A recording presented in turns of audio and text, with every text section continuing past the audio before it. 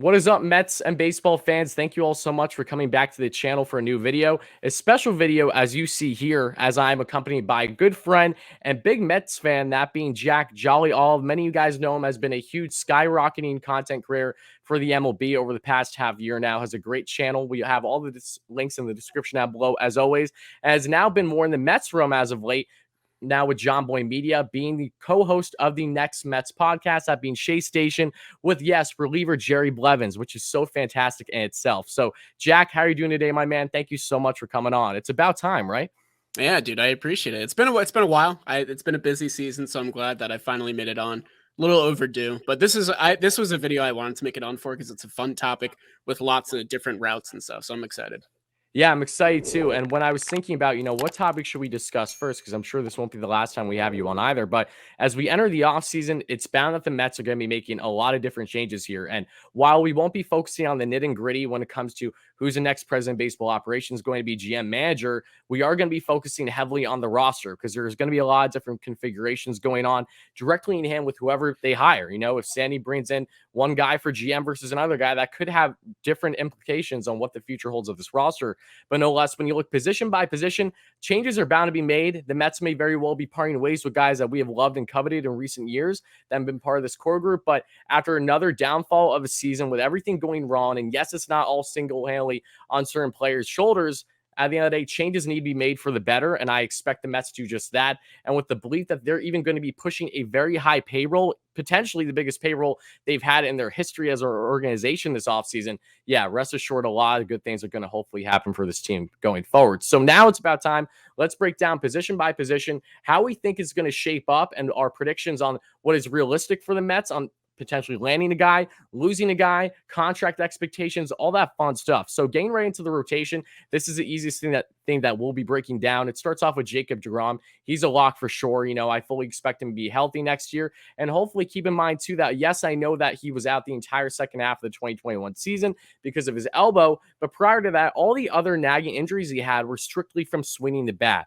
So with the assumption there's a universal DH, that's going to be key for Jacob to be healthy going forward, which I'm excited about. Then you, of course, are going to have guys like Marcus Stroman, who you and I believe are under the same stance that we aren't sold on Marcus coming back. Unfortunately, it looks like he's going to be wanting the bag in free agency, rightfully so. He's going to be one of the biggest hot commodities in free agency, having a dominant year, one of his best years of his entire career in his walk year with the Mets, and fully healthy. He's been the most reliable starter for the Mets all year long, and he definitely needs to be a top priority in my mind for the Mets to lock him up. Whether they do or not is going to be yet to be seen. It's going to be, in my mind, more so up to Marcus Stroman than it will to the Mets to the extent, because I know that he's probably going to be going to the highest bidder if I'm just basing things on my assumption right now. But then you get on to Taijuan Walker. Yes, I know he had a terrible second half this year, but when you take into all the factors, especially with him not pitching much of any full season, a couple of years now, it's been a while since he's had this workload.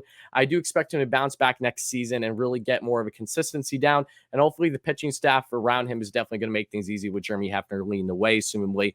And then when you have Carlos Carrasco, yes, I know that he only pitched the second half. And yes, I know that he's looking very Steven Matz-esque in that first inning. If you can't, a lot of times you just can't get out of it, or he's bound to at least give up one bomb. But no less, Cookie, let's remember he's a veteran in his mid-30s now, coming off of a significant hamstring injury, had no time to prep during spring training because of different injuries at the time as well. I expect him with a full spring ready to go heading into next season. Even if he isn't the Cookie of old, I think he's going to be a very reliable starter to go 5 to 6 innings every 5 days. And now you also have Noah Syndergaard. What are you going to do with him? I do believe it's in the best interest of the Mets to at least lock him down on a qualifying offer. It's so realistic for him too. And when you look at Noah, what are you going to get out of him next season? We don't know yet. Is he going to be limited on the innings he can pitch? Possibly. But in my mind, it's best for the Mets to operate going forward with the belief that if Noah gives you something, great. If he gives you nothing, okay. They need to make sure that they can add depth regardless of this rotation, because unlike years past where they actually were betting on everyone being healthy and that being, their acquisition of the trade deadline,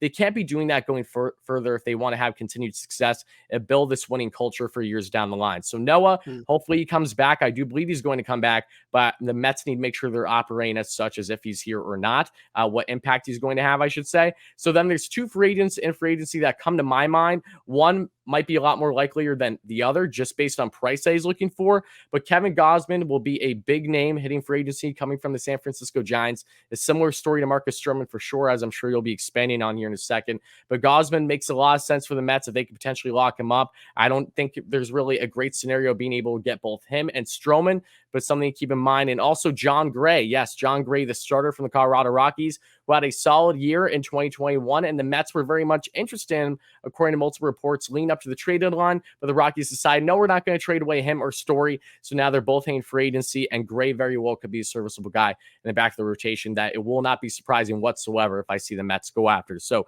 Jelly, what's your take on this rotation? What do you like about it? What do you not like about it? Let me hear it. Well, first off, I want to commend you for being able to go that long without gasping for air because I couldn't That's do that. all I do. Everyone says, "How do you do everything?" I do a lot in like one. That was take. good. I'm impressed. Thank So you. I want to touch on the guys that I think will be here outside of free agents next year. You had touched on Stroh a little bit before. Stroh had a tremendous year this year. He's 30 years old. He's entering free agency. He's probably going to get the biggest deal of his career, and deservedly so. His current ask per reports is 6 years, 150 million. That's doable for the Mets, but I agree with you that I have no confidence that ownership is going to be keen on locking up that much money into the deal. And you had mentioned Kevin Gausman before, and Gausman is actually in a very similar situation to Marcus Stroman, being that he's coming off one, his best season.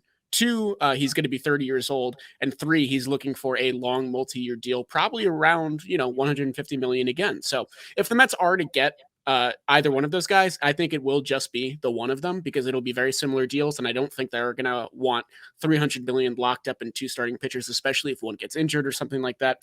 That's a whole nother story. But in terms of the guys that I think you're definitely going to see in the rotation next year, I think DeGrom will be back, obviously, Walker and Cookie, because they're team controlled, and I think the Mets are going to hope for bounce backs from them. And I think that's, a tempered expectation. I think that's reasonable. I think Noah is also going to be a lock to come back. I personally would be shocked if he didn't, just Agreed. because of how confident he was that the Mets would bring him back and how he said he would be grateful to get a QO. It just makes perfect sense to use the QO on him. There's no real risks there because he'll take it. So there's 4 guys locked up, and that I think that really only leaves room for the Mets to go out and get one big guy. And you have 2 paths here, in my opinion. You have 2 paths. One is go for an older, proven playoff participatory starting pitcher that has been there multiple times, because you have a lot of options here. You have Clayton Kershaw above 35, Zach Greinke above 35, Justin Verlander coming off injury above 35. These are short-term, long annual value deals that I think the Mets might be keen on because it's not as much money locked up, even though it's over a shorter deal. So if they're going to go that route and go to break the bank and spend a lot of money on pitching, I think the guy's Max Scherzer. Scherzer has expressed that he doesn't want to play in New York, but I think if the price is right, anyone can be swayed. Do I think it's likely? No, but I'm saying if that's the route the Mets want to go on, that is their best option because he's a Cy Young finalist this year. The other guy that I have listed here is a guy that I've been high on pretty much all year. He's played on a bad team, has gotten somewhat bad results despite very good peripherals, and will likely be very affordable. It's not a guy you want as an SP2, but if you want somebody in the middle of a rotation, I do think Alex Cobb would be a very feasible option for the Mets. I'm glad you brought him up. Yeah, he had a great second half. He played on an Angels team that doesn't have great defense at all, and he's a contact pitcher, so naturally that led to some poor results in terms of BABIP and FIP and all that. Because of that, that might be an ideal situation for the Mets because they can, sink his value a little bit. And if I'm Alex Cobb, I've played for the Orioles, lackluster Rays teams, and the Angels. I think I want to play for a contender because my years in the league are running out. The Mets are trying to portray themselves as a contender. So this matchup kind of makes sense in my mind, especially if the Mets are looking to break the bank in other areas of free agency and they want to spend a little bit lower on starting pitching. So it's basically 2 ends of an extreme spectrum. Either you go high AAV and break the bank, or you go for a conservative deal like a John Gray, like an Alex Cobb.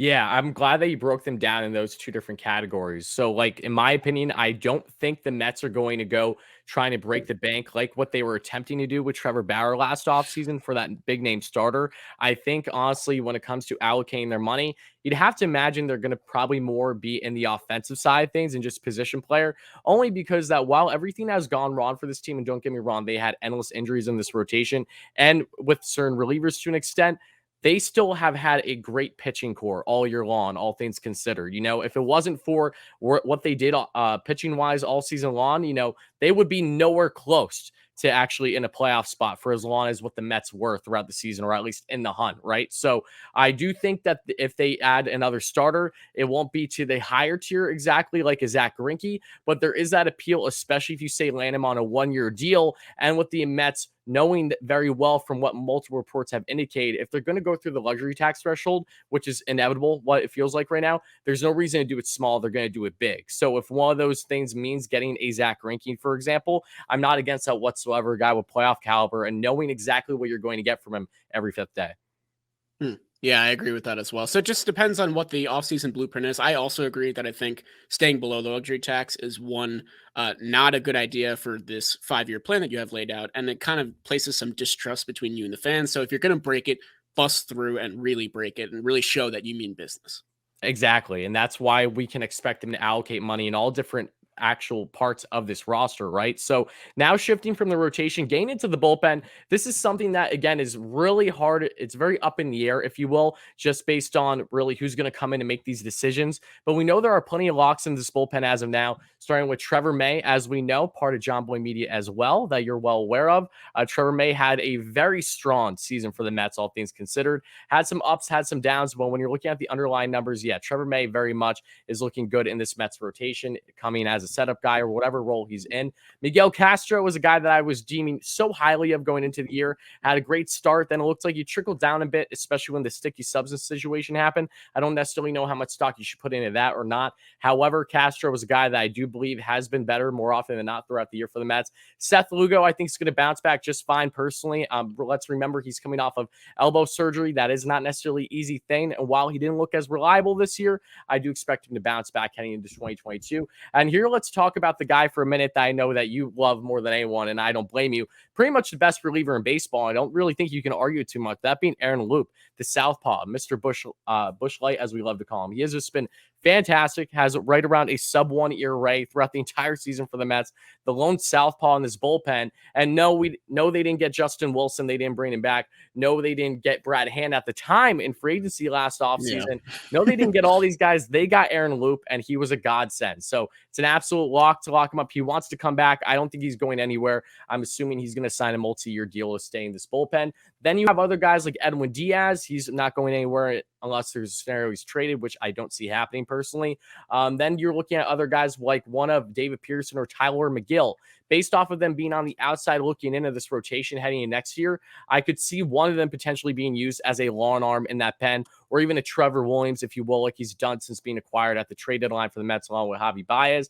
And if there's one name that I will throw out there in free agency, if the Mets want to go and try to lock down a guy that has been great when it comes to being a reliever on a team that is not necessarily known for having great pitching either, to what you alluded to, I have Raisel Iglesias for the Angels. He has just been lights out all year long. And that way, if you bring in a reliable guy like him, it could maybe give Diaz a run for his money a little bit. You can bet on the better hand on who is going to be better every single night on save situations, maybe give the other guy rest so you can go back and forth. I think it's in the best interest for the Mets to at least add one big-time reliever that can help them balance things when it comes to that closer role, or at least in that eighth inning kind of scenario. So what's your thoughts on that? And what is your overall outlook here for the bullpen? Yeah, good breakdown there. So yeah, I think one is you have to lock down Aaron Loup. You have to get the guys that have expressed that they want to come back, because I talked a little bit before about distrust with your fan base.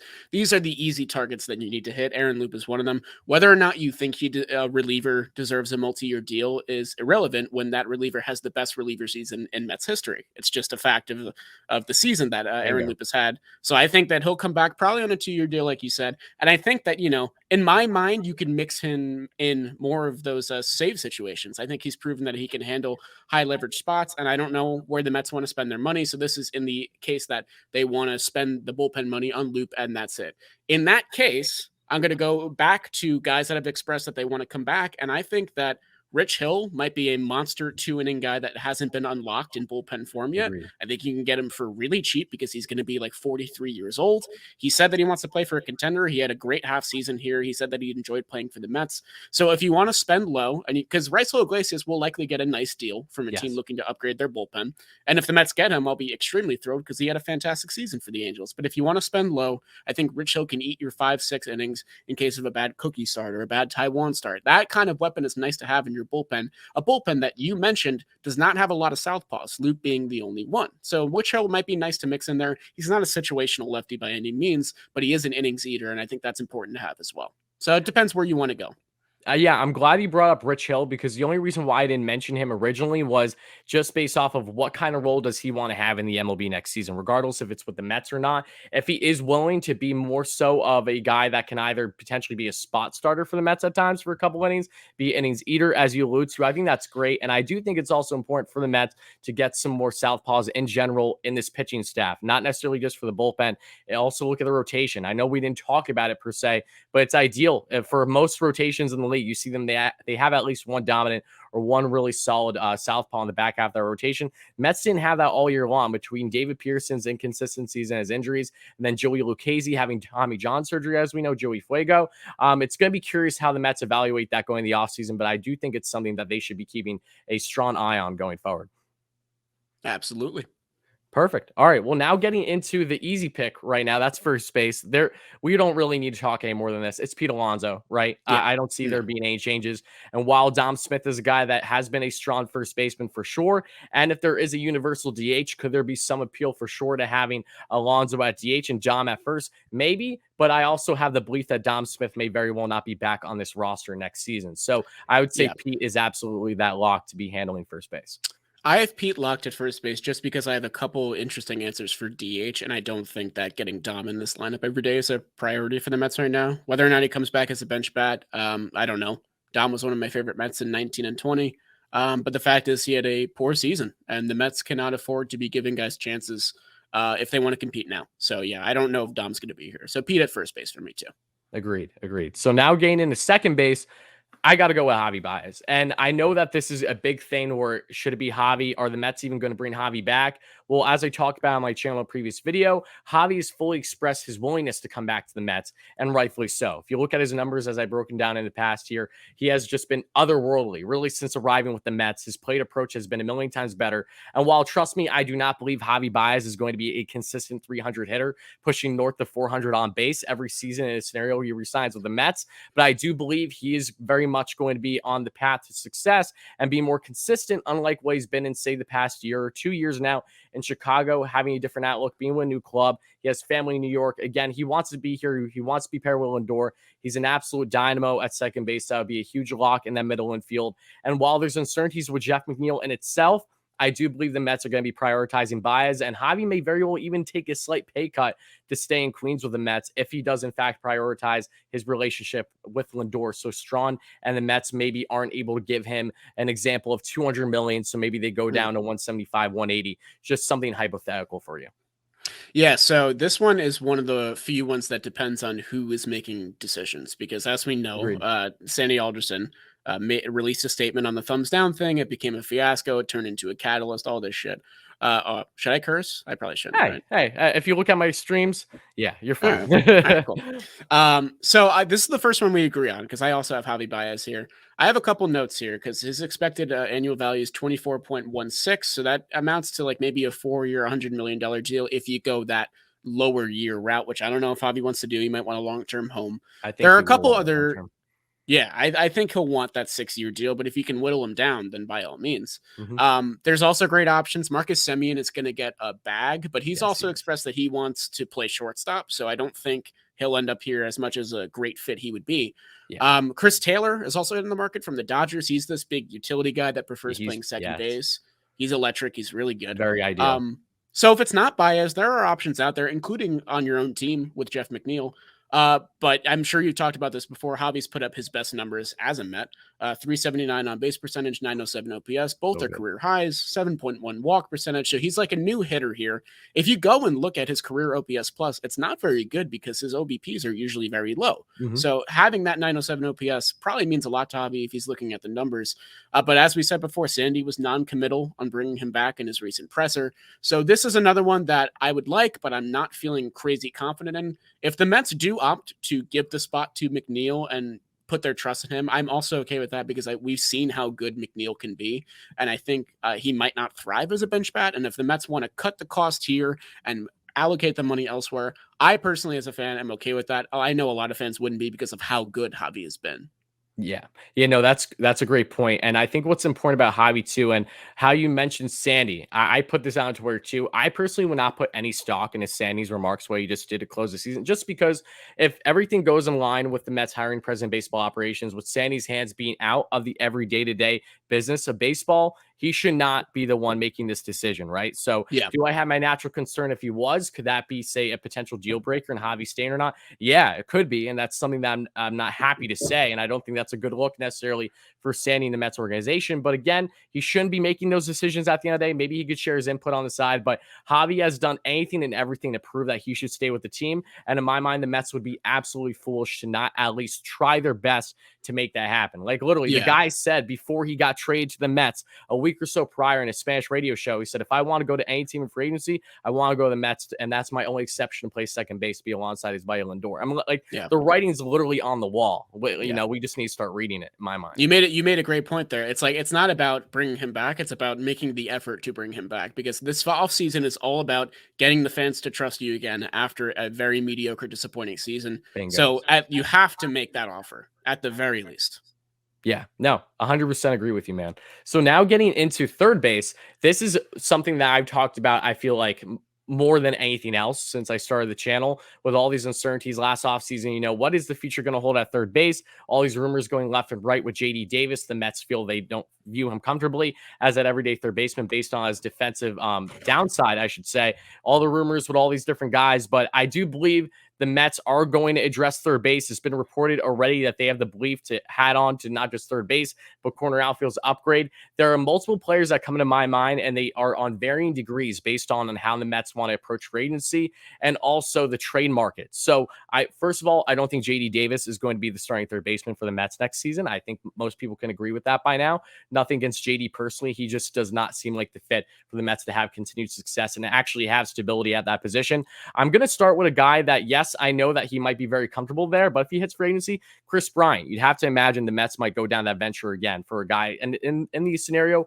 where they keep Baez and they do really want to push this payroll to upwards of $300 million, Chris Bryant makes so much sense. He's been connected with them for so long. He's had a very strong season. And while he hasn't necessarily looked his best and consistent-wise with his average and just gain on base consistently, Chris Bryant was an all-star this year. I think he has plenty to give. He has a winning mentality, and his versatility, in my mind, is what's most important. For a team that might get creative and might not have the most defensively set outfield again next year, now you have stability for a guy based on late-game replacements. Also, maybe he'll go from third to the corner outfield, vice versa. I like that a lot. And Chris Bryant just brings all that you would want from a Mets side of things for an everyday third baseman. Strong glove, not a gold glove consistently, but can get the job done for sure. A big bat that can help you out runners in scoring position that he's proven in the past, and the biggest moments winning the World Series with the Cubs, as we know, along with Baez and some others. So he's definitely one that's on my mind for sure. If you're looking at another guy here that I think is going to get traded very soon, whether it's to the Mets or not is yet to be seen, but a guy that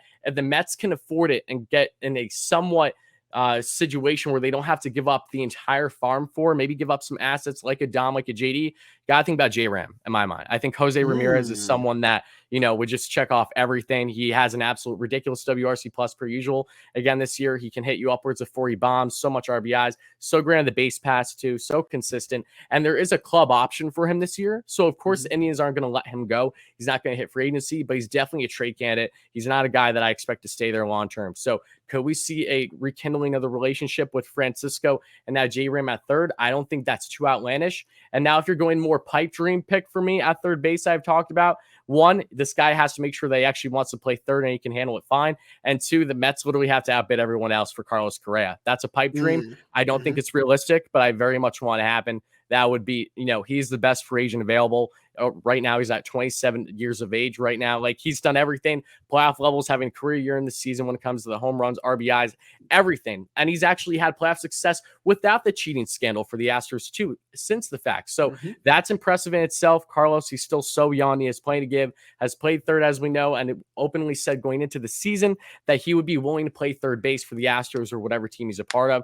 I think he'll handle it fine. He's a great defender, a great bat. And again, the beauty of him, if you sign him to a long-term deal, he's still so young. It's another Francisco Lindor situation that I think is very appealing. Okay, so I like all those answers, all three. Obviously, you explained them all very well. The one thing that I think Mets fans have to keep in mind is that they have Brett Beatty in the pipeline, who's Oh yeah. having a fantastic year, recent draft pick, and they've let go of a lot of their first round draft picks recently, and I think they want to preserve and protect him. Um, how soon he'll be ready, I don't know. I think the estimation is like 2023 or 2024. So I'm keeping that in mind with this pick. Okay, fair. I think there has never been a better time to buy low or I know. trade low for Matt Chapman. Matt Chapman just had the worst year of his Ooh, career okay. offensively. He batted 211 with a 100 OPS plus. Of course, he played great defense, but the Oakland A's are about to enter a rebuilding phase. They have a lot of guys leaving, potentially Billy Beane and Bob Melvin as well, per rumors and stuff like that. So it may be time for them to trade Matt Chapman as well. And because he's at a low value, the Mets can kind of swing this deal for maybe one of their mid-tier prospects. And I say mid-tier because the Mets have a very top-heavy prospect list. So one of those lower-end guys, like a JT Ginn or something like that. The reason that I'm so keen on Matt Chapman is because of what I mentioned before with Brett Beatty, him being ready by 2023, 2024. Matt Chapman's contract ends in 2024. So you can seamlessly transition from Chapman to Beatty if you want that to be the plan. I also think this is a good idea because I think the Mets should be trading for a third baseman, not signing one if they plan Okay. to sign guys elsewhere. There are a lot of options at third base to trade for, like Jose Ramirez, like you mentioned before. And I like this one the most because you can spend on Chris Bryant or Kyle Seager or Eddie Escobar if you want to spend a little bit lower. But to balance out trading and free agency is smart, in my opinion, to protect the bank a little bit for the Mets. And like I said before, Chapman's value has never been lower, but the A's they kind of have their hands tied because they're not They going to do. compete next year. I mean, we do say this about the A's every year, but I'm fairly confident the A's won't be competing next year, especially with how stacked the AL West might become with the Mariners on the up and stuff like that. Mhm. So I think trying to swing a deal for Chapman would be in the best interest of the A's in the first place and would make perfect sense for the Mets and also would give them maybe the best left side defense in the entire league. So Yeah. Chapman's my pick. Yeah, I mean, I am 100% on board with Chapman. My one critique with him, however, is just as we know, he definitely had an adjustment going into this year, coming off a hip surgery. Took him a little bit while to get his feet under him. He's looked definitely a lot Right. better in the second half at points this year for sure. Chapman is easily one of the best locks, if not the best lock at third base. Baseball alongside other guys like Nolan Arenado, of course. I've been very much interested in him as there were the rumors that circulated last offseason. We discussed it on the channel, and what actually might make Chapman more realistic than not isn't just the connection with Sandy Alderson as it is during his time in the A's, but in a scenario where, say, I don't know, a Billy Beane comes in, a Bob Melvin, Right. if what Ken Rosenthal threw out there actually comes to fruition, you'd have to think that could be a significant say and bringing in Chapman because the belief right now, from what I've seen for the A's, is that with Billy Beane, like he doesn't know what the future is going to hold for guys like Chapman and Olsen, and the reports have also indicated that Billy Beane was really upset, not happy whatsoever, knowing Yeah. that he could not bring back Marcus Semien because ownership wouldn't allow it. So I'm really, really happy you brought up Chapman. And again, buying low, average was low, still hitting plenty of bombs. And again, that lock at third base could be huge for the Mets because let's make sure that we all understand the priority that is defense too. While Right. offense is great, he hits those bombs, but defense is something the Mets have still lacked at times. That side of actually taking advantage of the shift. That left side between third base and left field was not pretty this year and needs to be upgraded. So yeah, I'm very much intrigued on Matt Chapman. That was a good pick. Mm-hmm. Thanks, man. Appreciate it. Of course. And also, before we get into the next one, I just want to say Escobar is definitely another guy I was thinking about too.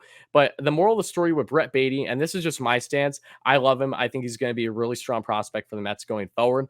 But my natural concern with the Mets in operating in that instance, if it's not a guy like Matt Chapman, who still has plenty of upside, versus, say, an Escobar, if you will, because Escobar is not strong defensively, is if you have that filler there, does that really show us Mets fans that you're trying to have the best success going into next season and beyond? Or are you still trying to have placeholders, right? And that might not be best for the fan base that's hoping to really have a bounce back year next year. There's bound Right. to be a lot of crazy changes. And for Brett Beatty, while I'm viewing him quite highly, in the best interest of the Mets going into next season and beyond, they should not operate entirely on, oh, what's going to happen with these prospects. It's better have an embarrassment of riches, if you will. And once Mm-hmm. Beatty's ready, if there is, say, a guy locked down on third base, you can get creative, maybe put him in a different position, maybe DH, or maybe even trade him for a prospect of need for the Mets or something along those lines. So I understand Right. both sides of the coin here. Definitely a tough call, but an easy call is shortstop. Yes, it is an easy call, and that is, of course, going to be Javi Baez. No, Francisco Lindor, obviously. So Francisco, yeah, That's all I Yeah, gotta say. He's there. lock it down easy. Yeah. Next, Great, easy. great second half of the season, might I add too. I think it's easy to overlook Francisco Lindor if you're just focusing on the batting average, which I see with people I interact with in the comments on Twitter every single day. While Mhm. Lindor had a horrid start to the year, there's no denying that. Gained, acclimated, adjusted, really becoming the new face of this franchise, just like that, off of a new contract that does not kick in until next season. Let's remember that, folks. Francisco, literally up until from June on, was very Francisco Lindor-esque with his numbers and has had a strong second half here and coming off the IL, everything. So Lindor, I think, is bound to have a strong year next year. More comfortable here, really lean the face of this franchise and not name guys like Pete Alonso and Jacob deGrom. And I very much expect Lindor to get back in the higher batting average and just more acclimated offensive numbers that we've seen him have in years prior where he had his success in Cleveland. Yep. All right, perfect. So now getting into left field, this is a big question mark to a lot of people, I feel like. And for me personally, I think what is best for the Mets, and I will not be surprised whatsoever they go down this route, is they put someone at left field that's been playing center, and that is Brandon Nimmo. I think Brandon Nimmo is a Mm. perfect shift for left field. This is a guy that is a natural left fielder to begin with. And while he's been really good in center this year, he has proved me wrong and a lot of fans wrong as we had defensive concerns going into the year on if the Mets are going to keep Brandon there or maybe potentially trade him. Between him being an on-base machine, as long as he stays healthy, he's had great range. But my concern with him in center isn't necessarily the range because it's been a lot better. It's his arm. And I think that is something that should be noted a little bit in center. So I personally would like someone else in center that will be getting into shift Brandon to left. I think he'll be more comfortable there. And yes, I know you have the Jeff McNeils that you need to figure out. And while he still may be a possibility, that's a huge defensive downgrade. Let's not deny that. So Brandon Nimmo, lock him up. I think he makes so much sense to left field if the Mets actually address center field now. I do agree with locking Brandon Nimmo up now Yeah. because you can leverage injury concerns on him. And also, he's also expressed a desire to stay, like so many of these Mets. So, a long term extension with a low AAV should be one of the Mets' top priorities, in my opinion, just because of how fantastic in terms of on base percentage Nimmo has been. Having that table setter at the top of your lineup, whether he gets injured or not, is important. However, Nimmo is my center fielder. So, I'm Okay. going to preface Yeah. our next category by saying that Nimmo is my center fielder. My left fielder, because I'm high on the A's, is Mark Canha. Knew it. Mark Canha is currently my guy. Another one of these on base percentage monsters of recent years. From 2019, 378 on base percentage, 127 OPS plus. So over those 3 years, he's been consistent, a two hitter type guy. And I think having the 1-2 punch of him and Nimmo at the top of the lineup, if you back it up with these great slugging bats, is going to be a fantastic formula for the offense. There are other notable left fielder free agents that don't play as great of a left field, in my opinion, as Mark Canha, like your Tommy Phims, your Eddie Rosario's, Kyle Schwarber. A couple guys with team options and player options like Kutch and AJ Pollock. I think Mark Canha is the best option. I think the A's are not going to bring him back because I don't think they're bringing anybody back. And if you're going to lean into this whole adopting the best parts of the A's and putting them on your team, Mark Canha is a perfect candidate for that as well. I'm a big fan of A's baseball. I'm kind of sad that this era of A's baseball is coming to an end, but it's just natural with the way that they operate. And listen, if you can get a guy like Chapman or if you can get guys like Bean and Melvin, it's only going to attract the guys that are leaving Oakland. And one of those guys is Canha, and I think he would just be a perfect fit. Absolutely. And it's important, again, as we touched on already, the Billy Bean factor. Like that can be a huge say here. And that's why it's really hard to grasp on exactly who the Mets will potentially land in these spots. But there's logical reasoning for all of them that we've discussed here. So Canha, I really like that fit as well. My only issue with Canha is a couple things. One, it's just given his sample size when it comes to being his on-base monster. I know he had his best year a couple years ago, right, in 2019, I believe. I'm curious exactly how he would transition all the way on the East Coast now, being with the Mets. And also, would you think that's a better fit for the Mets to have a guy like Mark Canha, who, yes, is an on-base guy, or would you say prefer more of a defensive liability, but a guy that is hopefully bound to have a bounce back year next year, that being Jeff McNeil, because they do have a lot of similarities in their game. McNeil's a guy that can be balanced anywhere in that lineup. And if he just gets out of the idea of I need to swing at every first pitch down the first baseline and, can get back in that 300 hitter range, do you think that Mark Canha is worthy of potentially having McNeil not even in the starting lineup? So the McNeil factor is probably the biggest one of the starting 9 that will decide a position. Because while I have these asks of Javier Baez at second, Matt Chapman at third, and Mark Canha at left, I know that I'm not going to get one of them because I think McNeil will get one of those spots. Okay, Which fair. one? I don't know. My guess is second base. I think they're going to put McNeil back there and not sign Javi. But I think McNeil starts next year. I think he has too good of a resume to not start. I just don't know where. So I think one of Bingo. those positions goes to McNeil. If it's second base, then I want Cannon left. If it's left field, then I want Baez and Chapman, and the rest. Okay, fair. That's a Yeah, better breakdown of things for sure. So, okay, now getting into we already dealt with left field, center field. You made your pick on Brandon Nimmo. you got I don't mine. Yep. blame you. I think Nimmo is honestly more of a lock to be in center. I just think what makes perfect sense for the Mets going forward, if they really want to prioritize defense more, is to shift Nimmo on left. And I think that's going to give Hmm. him more longevity when it comes to his health too, because we all Sure. know he's had plenty of injuries in the outfield before. It just makes sense in a lot of reasons in my mind. But getting into center field, there are two guys that come to my mind. I'm going to be talking about them a lot this offseason. I fully expect the Mets to be connected at least one of the two. And that's starting with Starling Marte. That's my A's guy for I sure. And figured. that Yeah, I that figured. shouldn't even be a hesitation. This should be the Mets short sprinter this offseason in my mind. And Mm-hmm. he's a guy that hopefully on, say, high AAV, they could potentially land on, say, a 3-year deal versus worrying about the 5-year that they had with Springer. Then he goes to the Blue Jays. We all know the story there. That's done and over with. But Marte, what has he done this year? He's been one of the best, one of the most underrated players in baseball. This guy's 45 stolen bags this year at the age of 32. Awesome WRC plus as well. He handles the outfield so good, has so much speed both in the outfield, on the bags, and has a strong arm. That's what I like about it. You get more defensive reliability with him, and he is a place setter. You can have him batting leadoff. You can have him anywhere in your lineup, and I think that would give the Mets so much more flexibility. And Marte really comes off as a guy to me that when it comes to playoff time could be a huge X factor in helping balancing things for the Mets going forward. So yes, I know he's on the past 30 already, 32, but they can get him on, say, a 3-year deal potentially. I think that would be amazing thing for the Mets. And then outside of him, if we want to go to a guy that the Mets reportedly showed interest in at the trade deadline, someone that I've been advocating for more than any other person, I feel like. First video on YouTube you'll see is me connecting him to the Mets, and that's Byron Buxton. Byron Buxton is a guy I think the Mets Yeah. should absolutely venture out and consider. And yes, I know that he's like broken glass. He's always getting hurt. That's the issue with him, right? And I know that you want to have stability. So if that's something that pushes the Mets away, I 100% understand that. But they showed interest at the trade deadline for him. Byron Buxton, he was literally an MVP caliber player up until he got hurt this year. He's shown major strides of not just being basically the best center fielder in all of baseball defensively with so much defense runs saved, but also he has insane speed on the bags and he has huge pop in his bat now. He finally got that bat going over the past year and a half. So Byron Buxton, uncertainties with his future with the Twins. They were not able to get down to an extension. That's why he was thrown in trade rumors. I know the Twins view they're going to bounce back next year, but regardless, Byron would be the absolute pipe dream, perfect fit in my mind for the Mets at center, but a more realistic one per se, one that you're not going to have to give up a lot of assets for because he's a free agent. I would go with Starling Marte then. So I like both those answers. I think Marte would be if we get Marte, then by all means shift Nimmo to left. One of Marte and Cannon would be great for me. I think that for Buxton to happen, I think the Twins front office needs to fuck up bad because the news around the league is out that Byron Buxton is injury prone. We know that. If Byron Buxton plays the entire year, I think he's right up there with Vladdy and Otani for that AL MVP.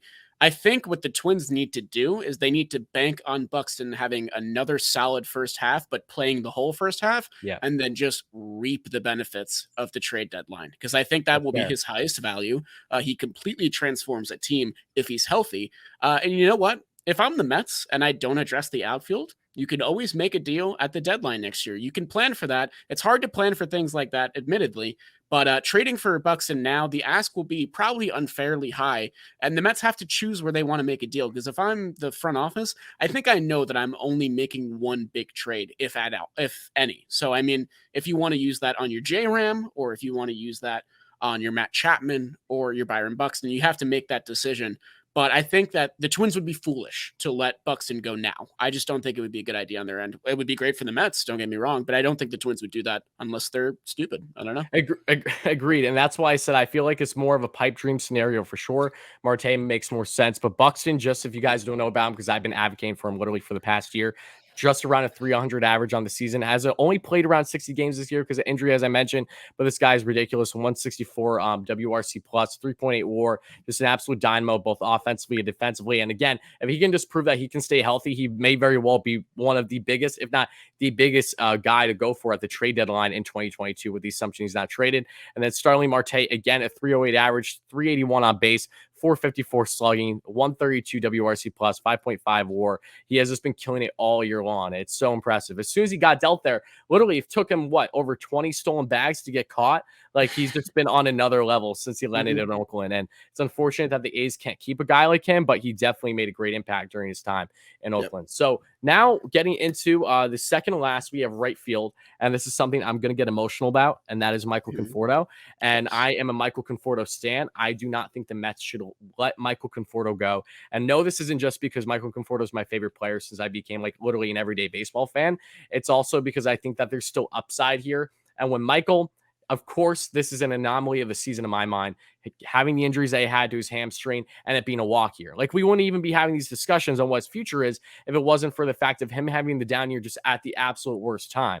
And I'm concerned because Michael feels like the perfect casualty for that guy that all of us Mets fans have been attached to, that might be the biggest change come the offseason. So with them having their looking like that might be his final home game that I was just in attendance for against the Marlins last night at the time of recording this. I don't know what the future holds for Michael. I really think it's a coin flip. I think it would be so much sense for him to take the qualifying offer, but it doesn't look like he's going to.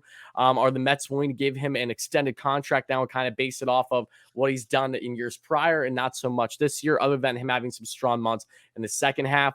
I'm not sure, and I'm concerned about it, but Michael no less. He's still in his late 20s. I think there's still plenty to give, and I know damn well that if Michael does not stay with the Mets, he's going to go and thrive elsewhere. So I think he's definitely a guy the Mets need to be strategic on and not write off completely just because of everything going wrong. Let him get healthy. Let's see what he can do in 2022. I think he can get back to that being 30 plus bomb, 80, 90 RBI self again, who's been so criminally underrated in right field and many times this season, might add too. So Conforto, personally, I think the Mets should keep. Whether they do or not, though, I think is a huge question mark. But if you're not going to look at a guy like Michael Conforto, there's one other guy that comes to mind with me, and he does go in hand with the DH, and that's Nick Castellanos. And while Nick by no means is a defensive upside in right field, the belief is that, of course, he's going to be hitting free agency because he has that opt-out on his contract with the Reds. He has been one of the best hitters in all baseball this year, and he's one of those guys that I think the offensive production would far outweigh his defensive issues. Castellanos, 310 average on the year, 362 on base, 474 slugging, 391 WOBA, and then 140 WRC plus. And Castellanos, while his home and road splits are a little drastic with the average for sure, I think that on a 5-year deal, potentially, whatever he's looking for the Mets, if there's a big bat that the Mets should go out and get, I think Castellanos is right towards the top of the list, along with some others. Yeah.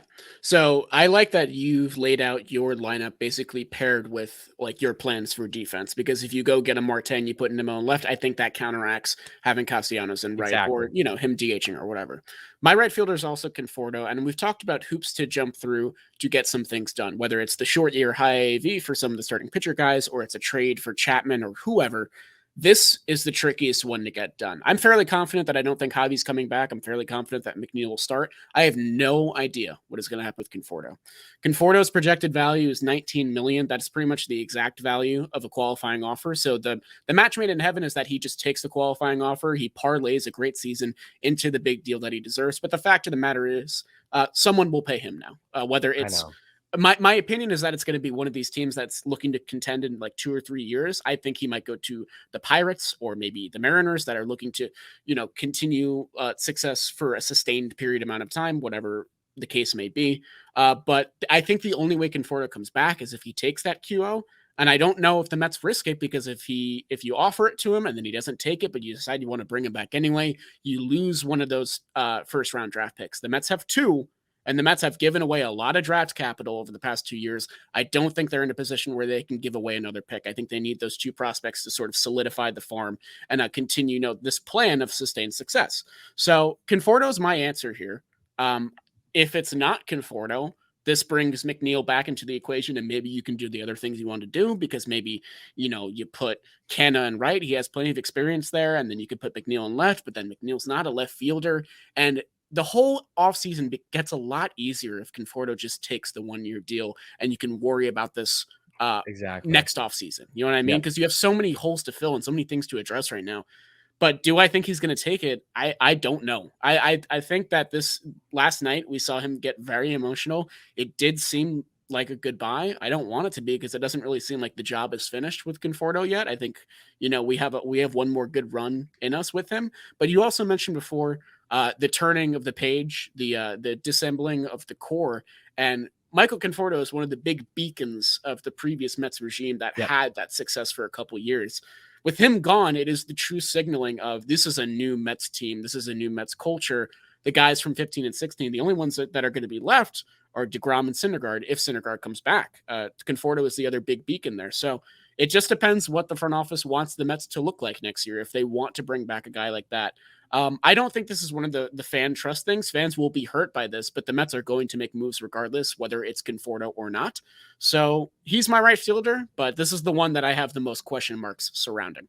I agree. And it's important to look at for Michael if you are going to have a scenario where you let him walk and say he does hit free agency, the only way you can justify that fully in my mind for the Mets is not even McNeil and Wright for the full extent of one. McNeil has little to no experience in right field. That's a huge defensive liability. And so you're also banking on a lot from Jeff to bounce back next year, even though I know that's a hypocritical comment because you're hoping the same for Michael, right? Both similar injuries, etc.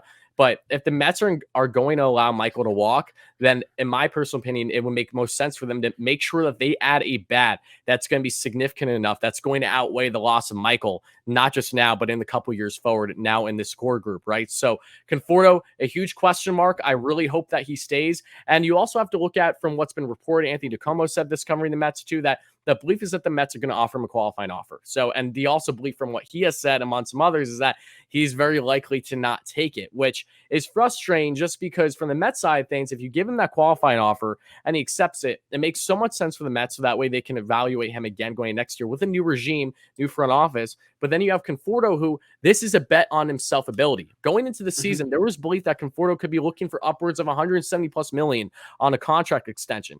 At most, at the very most, I think you could see him maybe crack 100 million in free agency this offseason. I don't see much more than that. So that's a big difference for a guy that if he signs a qualifying offer, bets on himself, has a Michael Conforto normal year, maybe even a career best year in 2022, then he could be getting the bag pushing north of 200 million. That's a huge difference in payout. Yeah. And remember, he's only going to get this big payday once. So it really does make a lot of sense for Michael to take the qualifying offer and bet on himself, knowing the anomaly of the year he had this year. But at the same time, is that in the best interest of him right now? Is that in the best interest of the Mets, who Sandy Alderson openly said in spring training going into the year, which still bothers me to this day, that he was asked about George Springer. He said, yes, if we signed George Springer, it would have directly prohibited the potential future of Michael Conforto. That did not rub right with me. And I don't know if that's something that's going to trend going into the offseason. But again, all these factors lie into the uncertainty that is Michael Conforto. You mentioned what benefits Michael Conforto, what benefits the Mets. You know who the qualifying offer does not benefit? Who? Scott Boras, who is Michael Conforto's agent. Scott I Boras has no interest in that qualifying offer. Again, it's the player's decision first, but you got to believe that voice is in his ear influencing this decision. I think Conforto opts for his deal now. The Mets are still a player for that deal. But with, like we've mentioned many times, with many other holes to fill, I think they're hoping and praying that the qualifying offer just goes through. Because it makes the most sense for Michael as a player, but as a person with that agent, it doesn't. So. I know. And that's why, again, there's so much uncertainties going on. But great thoughts all around. So now to cap things off with the DH. And yes, the DH is happening. I'm going to make sure it happens no matter what. The fact that we didn't have it oh my God, I can't. I really can't. The CBA, they need to figure it out. They're going to figure it out. I'm confident in that. Not really, but I'm confident. So with the assumption that we have a universal DH, right? There's so many different routes the Mets can go down. And it does go directly in hand with who's on the roster right now. Because when you look at a JD Davis, he looks like a prime DH to a certain extent, right? But is he going to stay with the Mets? I don't know. I have a feeling that he's going to be a trade chip. Dom Smith, similar aspect there as well. So there's 4 different routes I'm thinking of right now for the DH for the Mets that make a lot of sense, and maybe even more, but I'm going to just stick with these couple. And one is Nick Castellanos again, even Mhm. in the scenario that the Mets keep Michael Conforto. If they really ball out this year when it comes to the dollars that they're spending, Castellanos would be the perfect DH because you don't have to worry about that defensive liability, and you just got that insane bat every single day. I would absolutely love that. So I think he would be a perfect fit for DH. Another guy that I think would actually be a strong fit for DH, should he not want to return to the team he was traded for at the deadline, is the man that's been killing the Mets all year, Kyle Schwarber. Schwarber Mm. absolutely dominating the Mets. I think he's a guy that, while he's definitely going to be looking for a good contract in free agency, nothing too long term. And Schwarber has great numbers this year: 145 WRC plus, a 267 average, 370 on base. Literally has 10 home runs against the Mets this year in like 10 games, might I add. So you Yeah. have to think maybe he'll favor hitting well in Citi Field again, but this time on the Mets side. 370 on base, 559 slugging. Schwarber now in his late 20s. I think that he still has plenty to give. And I think he's a guy that the Mets could get on the relatively cheap side versus like him and Castellanos. I think that's a Mhm. decent difference in the contract for sure. So I don't mind that. And then there's 2 other things I'm thinking about for the DH. One is Jeff McNeil. As silly as that may sound, I don't think mainly that's silly at because all, actually. I'm not gonna lie. I get it. He's a great athlete. I know he's a great utility player, but if there's no room for him on the roster, but you don't want to trade him away, knowing how much value he has and knowing that he is bound to be a Mets killer, especially if you were to say be with a team that isn't outlandish from playing the Mets constantly. McNeil, put him in the DH, let him hit every day. I know you normally want a slugger in that spot, and rightfully so, but Jeff, give him the ability to just focus on his hitting some more too, get back in that rhythm, being 300 hitter. I'm not against that. And I also think that for DH, if there's one rookie that I honestly believe could crack the roster at some point next year and maybe have some impact if he continues to dominate, is Mark Vientos. And this You is stole completely. mine. Damn. I was gonna Oh, I'm sound so sorry. smart. I'm Fuck. sorry. It makes so much sense, though. It really Yeah, does. Because as really we does. know, he's going to be starting AAA next year. And outside clearly, I mean, Vientos has just done nothing but continue hitting bombs in the minors. So while I don't think he's a lock to be the Mets every day for DH, especially in the scenario they have it, I will not be surprised whatsoever if he gets some reps there throughout the season. Yeah, and it's another one of these where it depends where the Mets spend big, and if they do break the bank on Baez and a starter and all that, Mark Vientos makes a whole lot of sense because he went from single A plus to double A to triple A, and he's mashed at every level this year, which is a very rare thing for a minor leaguer to do, to go to 3 different leagues and succeed at them all. I know, it's crazy. So he's a fantastic pick there. I'm actually not crazy keen on Castellanos. Of course, I would be excited for him to come to town, but he's going to get a monster deal, one of these 150 area deals. With the DH coming, teams, there's no reason why any team should not want him to be on their roster. And he's going to cost a lot. And, you're not Yeah, getting a great glove out there. You're getting a monster bat, but you're not getting a great glove. If you want to spend on a big bat that isn't a good glove, I think there's a much better option I know where you're hanging going to out go with. right now in Tampa Bay, and that's Yep. Nelson Cruz. Yep. Yes. I took him Uh, right off my list. I yep. literally did. I took him right off my list before we started talking. Nelson Cruz is not going to get anything more than 2 years. He's taken basically 1 year and 2 year deals for the past like 5 years. And he has no preference to where he plays. He's played for a bunch of non-competitive teams, but in recent years, competitive teams.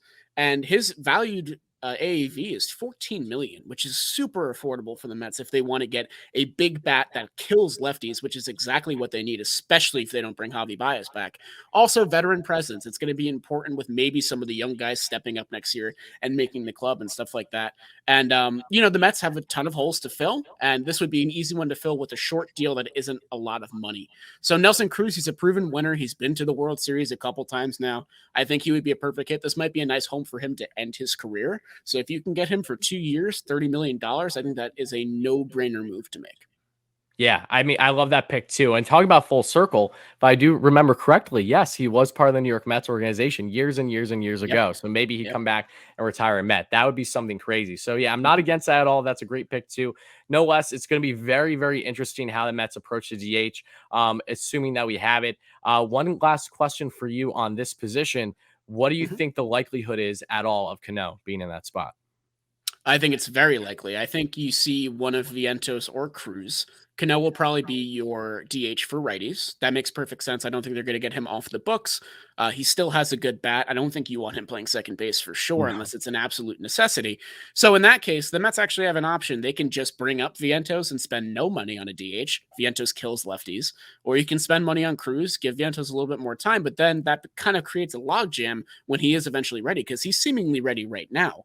And you have Khalil Leddy that's seemingly ready right now. So the Mets, they don't need to spend in all these areas, but if they Correct. do, that leaves them with a fairly stacked bench full of young guys that are, ready to play every day and might not get that opportunity right away. But I do think Cano will be back DHing for the Mets, probably against righties, probably as a platoon DH. Okay. All right. Yeah. No, I want to bring him up because I'm sure I'll be getting in the comments of this video on like what's going to happen with Cano. And again, Right. I don't know what's going to happen with the Cano right now. If the Mets could somehow just eat that contract and bury it and not deal with it, I think that would be great. But at the same time, he still does bring a lot to the clubhouse for sure. And if he could still bring that power bat like he once was, especially in a DH spot, it's not outlandish to see a guy like a Cano in his late 30s now to be mashing, could have similar success to what we see with a guy like Nelson Cruz. And so many guys have just been adopting the DH later in their career for sure. Right. Awesome. All right. Well, I think we hit the nail on everything. So, in a nutshell, we have no clue what's going to happen with the Mets this offseason. But all jokes aside, there is logical reasoning as to why the Mets may very well have a lineup configuring of all the players we mentioned. Some of them, at least, we'll see exactly who's more on the right side when it comes to predictions or just preference as the offseason continues for the Mets at this point. But a lot of exciting things are about to happen. And rest assured, Mets fans, they're going to get where they need to be. And while it's not going to necessarily be pretty at times, we're going to probably lose some guys that we have been connected to for a while. It is in the best interest of the Mets, but more than anything, whoever comes in for President Baseball Operations and GM is going to be the biggest driving force here. So a lot needs to happen in a very, very short period of time, which never makes anything easy. But no less, the Mets are bound to have great success going forward. And hopefully it starts with a massive offseason here for the 2021-2022. So before we go any further, again, thank you all so much, everyone that checked out this video. And also thank you so much to my good friend, Jack Jolly All. Please make sure to check out everything in the description down below for my man. Thank you so much for coming on. This was a great discussion. Any final words before we get finished up with this one? No, man. I mean, I think you put it pretty well there. It's going to be maybe the craziest offseason in Mets history. And if it's not, that's going to be a disappointment for sure.